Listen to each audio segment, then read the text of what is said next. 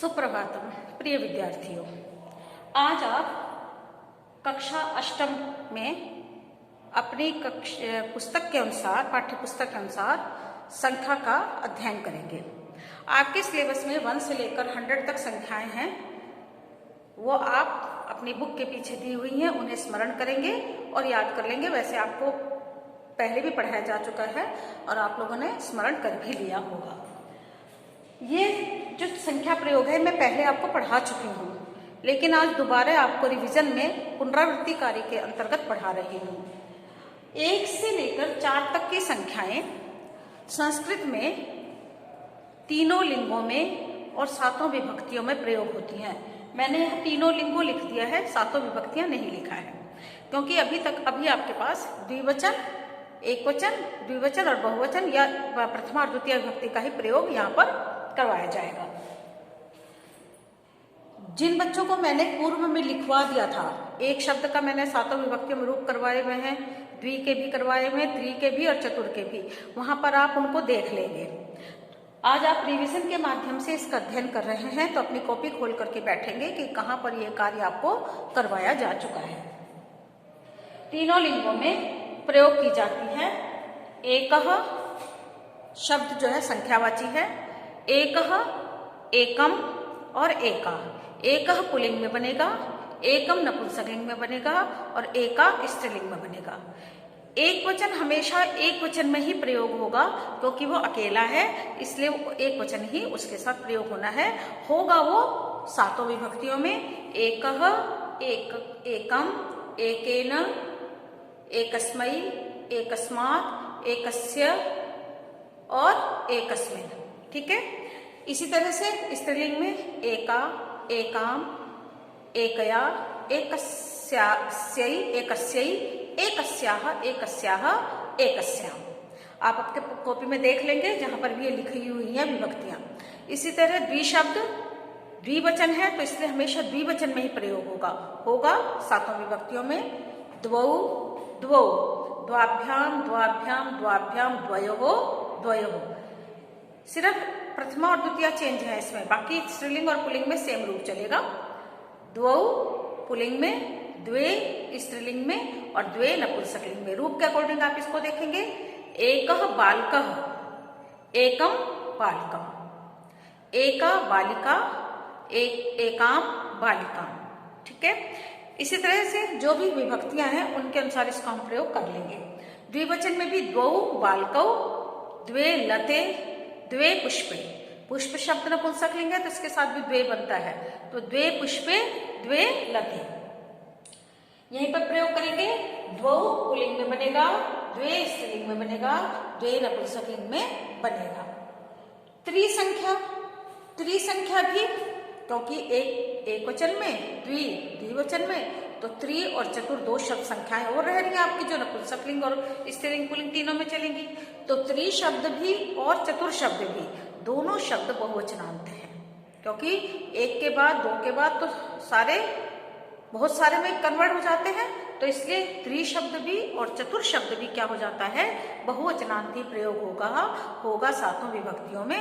जैसे त्रि शब्द का पुल्लिंग में क्या बनेगा, त्रयः, त्रयः बालकाः। स्त्रीलिंग में क्या बनेगा, बालिकाः, तिस्रः बालिकाः। और नपुंसकलिंग में क्या बनेगा, त्रीणि पुष्पाणि, त्रीणि कमलानि।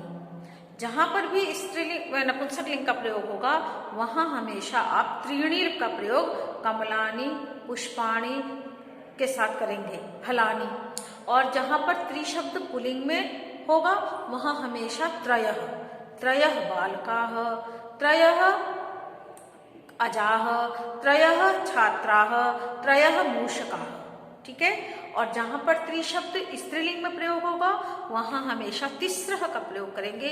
तिस्रः मालाः, तिस्रः जनन्याः, तिस्रः बालिकाः, तिस्रः छात्राः। छात्र शब्द बहुवचन में जाकर के छात्रा ही बनता है, स्त्रीलिंग में भी छात्रा ही बनेगा और बहुवचन में भी छात्रा ही बनेगा। वहां पर आप पद में प्रयोग शब्दों के माध्यम से जानेंगे कि ये स्त्रीलिंगवाची शब्द का प्रयोग यहाँ पर करना है या पुल्लिंगवाची शब्द का प्रयोग करना है। ठीक है। इसी तरह चतुर शब्द है आपका। चतुर शब्द में क्या है, चतस्रः, कहाँ बनेगा? स्त्रीलिंग में। चत्वारः पुल्लिंग में, गजस्य चत्वारः पादाः सन्ति, हाथी के 4 पैर होते हैं। पुष्पाणि प्रोटयन्ति, चतस्रः बालिकाः पुष्पाणि प्रोटयन्ति, 4 बालिकाएं फूल तोड़ती हैं। चतस्रः बालिकाः भ्रमन्ति, 4 बालिकाएं घूमती हैं। तो तिस्रः और चतस्रः कहाँ बनता है? स्त्रीलिंग में। और द्वौ और चत्वारः कहाँ बनता है? पुल्लिंग में। और नपुंसकलिंग में क्या बनेगा? ऊपर त्रि का त्रीणी बना था और चत्वारी चतुर का चत्वारी बनेगा। चत्वारी पुष्पाणि, चत्वारी कमलानि, चत्वारी फलानि। ठीक है, ये प्रयोग मैंने आपको पहले भी करवाए हुए हैं, इसलिए आप इसको ध्यान से दोबारा रिवाइज कर सकते हैं। अब आता है आपका इसमें विभक्तियों में, सब में चलेंगे सातों में। जैसे त्रि शब्द का बनेगा क्या? तिस्रः, तिस्रः, तिस्रीन्, तिस्रिभिः, तिस्रिभ्यः, तिस्रिभ्यः, तिस्रीणां, तिस्रिषु। चतुर शब्द का भी ऐसे चलेगा, चत्वारः, चतुरः। ठीक है, चत्वारः, चतुरः। अब आप कहेंगे यहाँ तो चत्वारः, वहां चतुरः, क्योंकि यहाँ पर द्वितीय विभक्ति में चतुरः ही पद बनता है।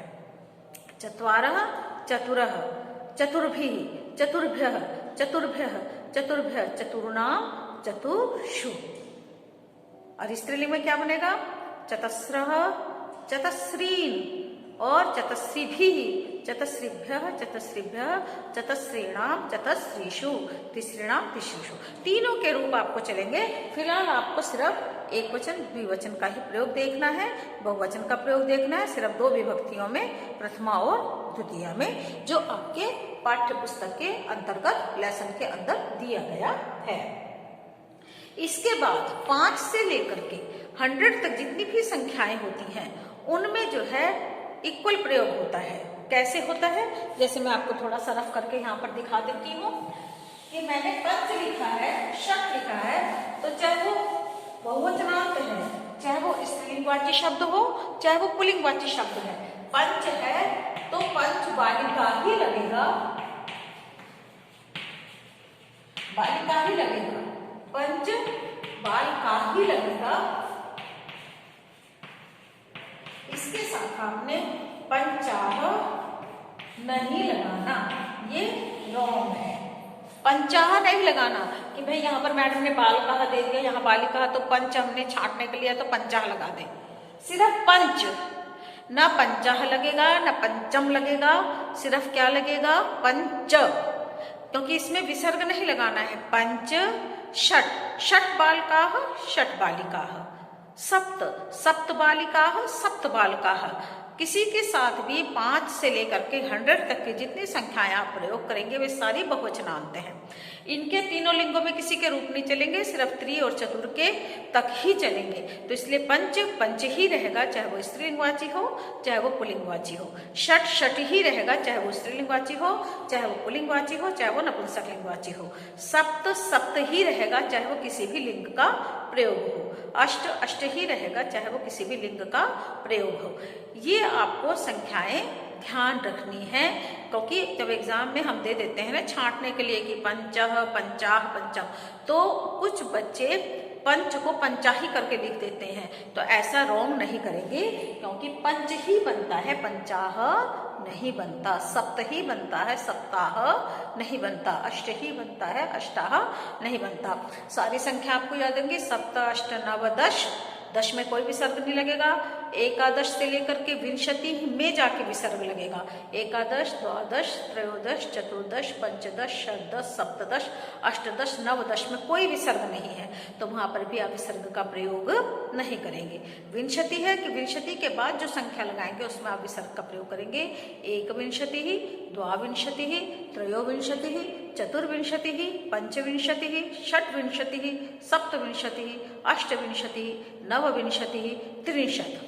त्रिंशत के बाद हलंत लग जाता है, तो फिर हलंत का प्रयोग करेंगे। ठीक है, हलंत का प्रयोग करेंगे। एकत्रिंशत, द्वात्रिंशत, त्रयस्त्रिंशत, चतुस्त्रिंशत, पंचत्रिंशत, सप्तत्रिंशत, अष्टत्रिंशत, नवत्रिंशत और चत्वारिंशत। फिर एक चत्वारिंशत् में भी हलंत का प्रयोग करेंगे, पंचाशत् में भी ऐसे ही करेंगे, लेकिन षष्ठी ही के बाद फिर विसर्ग लग जाएगा, सप्तती में विसर्ग लगेगा, अशीति में विसर्ग लगेगा, नवती में विसर्ग लगेगा, उसके बाद सारा इक्वल ऐसे ही चलता जाएगा। इसलिए 5 से लेकर के जितनी भी संख्याएं हैं वो हमेशा बहुवचन में ही प्रयोग होती हैं और उनको एक ही संख्या को स्त्रीलिंग पुल्लिंग में समान रूप से माना जाता है। धन्यवाद। आपका दिन मंगलमय हो।